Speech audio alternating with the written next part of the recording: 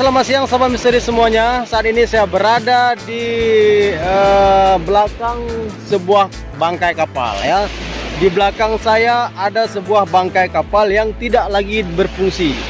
Nah, ini letaknya di Laut Pim, di Laut Pim Lok Semawe. Terlihat di sini bangkai kapal sudah rusak.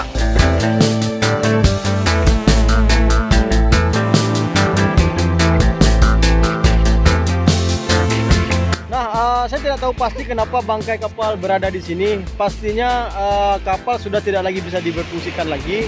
Kondisi kapal sudah rusak, terlihat memang sudah tidak bisa difungsikan lagi. Tapi kenapa diikat di sini, itu saya juga belum mengetahui lebih lanjut.